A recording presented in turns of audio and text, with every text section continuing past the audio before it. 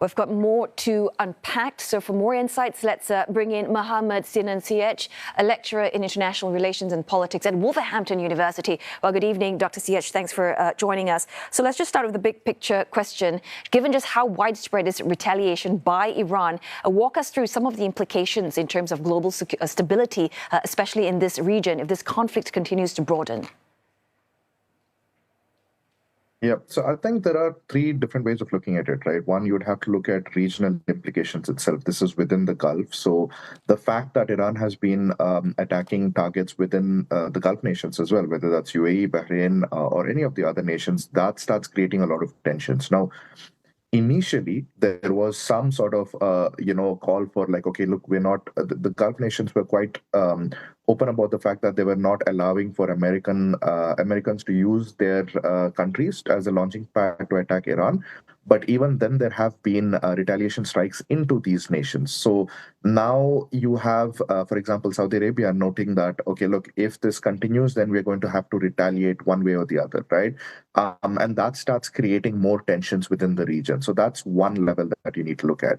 Then the second level is obviously within the global order itself. So, for example, when we talk about the idea of sovereignty over here, the fact that there have been peace talks before this, there were discussions that there might have been some breakthroughs, but even then there were attacks taking place.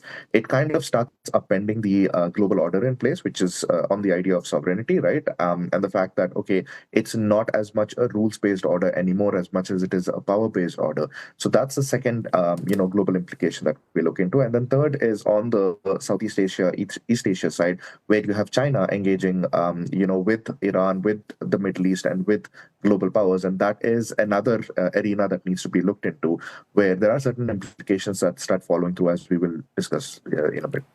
Also, I mean, when we talk about longer-term strategic messaging here, what sort of signal do you think these strikes, right, on Iran's leadership as well as the nuclear infrastructure send to other nuclear-armed, like Pyongyang, for instance, or nuclear-ambitious states about their vulnerability, about their regime survival? So I think there are two factors to take into consideration here. One is the nuclear power aspect itself, right? And there is obviously an understanding that, okay, attacks have been taking place on Iran to prevent it from becoming a nuclear power. But obviously you need to look into the second level over here, which is, I think, more of a stronger influencing factor, which is the US and Israel acting in conjunction over here, right? And to be fair, if you start looking at the non-proliferation treaty, you see that obviously India, Pakistan, there are a bunch of countries, even Israel for that matter, have not really signed on to these nations, right? So rather than it sending a message to other, and even North Korea for that matter, so rather than the fact that the US strikes are sending a message to nuclear powers, it is more about its adversaries rather than nuclear powers. So at the end, it could be that there are other nuclear powers, and the US may or may not decide to attack these powers, especially if they do have nuclear capacities to strike back, right?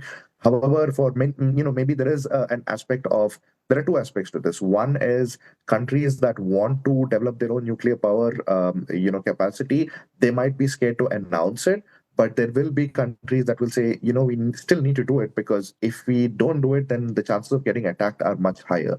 So it's that gap between deciding to do it and actually acquiring nuclear power, which is a very long and difficult gap, is the place where risk exists over here within this type of scenarios. But again, the larger point still goes back to it's the US and Israel.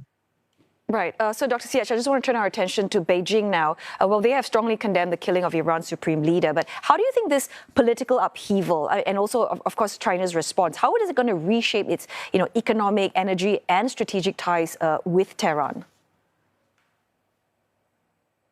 So I think there are three different aspects to Iran's, China's engagement with Iran, right? Number one is obviously Iran produces among China's a significant amount of Chinese energy imports, right? So this is almost 13 to 14%.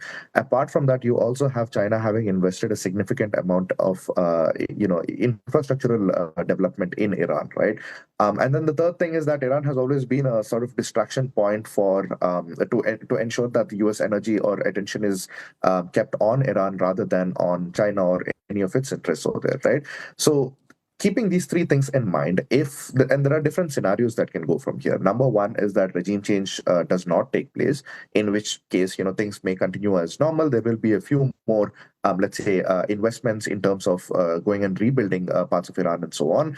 If there is regime change, for example, and let's say that the newer regime now starts turning towards the US much more, it still does not impact China as much as, let's say, others would expect it to be, because China is still a smart player when it comes to investments and engaging with countries, even countries that may be more pro-US in a longer run, right? So these are some considerations that can be kept over here. The fact that China would probably have contingency plans for pretty much every scenario that may take place in the next 1 to 2 years when it comes to Iran, and it's probably like sped up some of these contingency plan preparations as well, is something to keep in mind, for anybody observing China and its engagement in the region. So China is staying pragmatic and flexible at the same time. Well, many thanks for your insights. Really appreciate your time and thoughts. Mohammed Sinan Siyech, a lecturer in international relations and politics at Wolverhampton University.